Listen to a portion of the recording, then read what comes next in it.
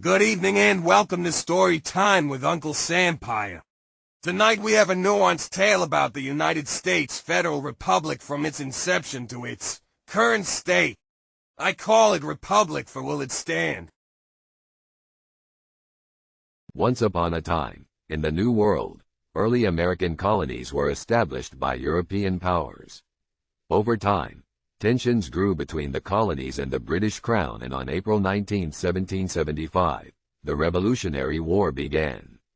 While the fighting continued, on July 4, 1776, the Declaration of Independence proclaimed the colony's intention to break away from British rule and asserted the principles of natural rights, self-government, and independence.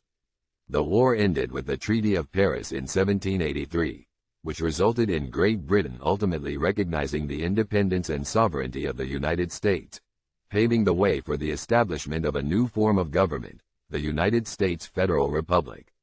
The creation of the U.S. Federal Republic was a pivotal moment in world history, founded on principles of democracy, federalism, and individual rights. It represented a bold experiment in self-government and constitutional democracy, laying the foundation for the principles of liberty, equality, and democracy. The new federal government under the Constitution was inaugurated in 1789. In the decades that followed, the United States expanded as industrialization revolutionized the American economy.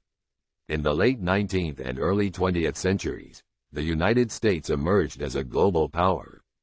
However, in the heart of the United States, where the halls of power echoed with the voices of democracy, cracks began to appear in the foundation of the Federal Republic.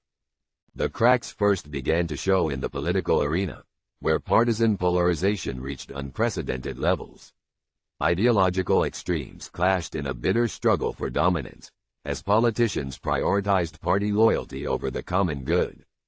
Distrust in government institutions grew among the populace, fueled by allegations of corruption, cronyism, and abuse of power. Scandals rocked the highest echelons of government, eroding public faith in the integrity and accountability of elected officials. Economic inequality widened, as the gap between the rich and the poor reached historic proportions. Social mobility stagnated, as economic opportunities became increasingly concentrated in the hands of the few. Amidst these challenges, the international landscape grew increasingly complex and volatile. Geopolitical rivalries and security threats posed new challenges to American leadership and influence on the world stage. Emerging powers challenged the established order, while traditional alliances strained under the weight of diverging interests and priorities.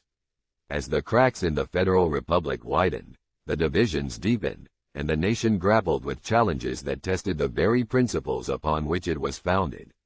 Ultimately, the collapse of a federal republic is a complex and multifaceted process that unfolds over time, driven by a combination of internal and external factors. While democratic institutions are designed to withstand challenges and preserve stability, they are not immune to failure. The end. I hope you found this story entertaining and informative. In closing, I will end this tale with a quote from an American economist and statistician, Milton Friedman. If you put the federal government in charge of the Sahara Desert, in 5 years there'd be a shortage of sand.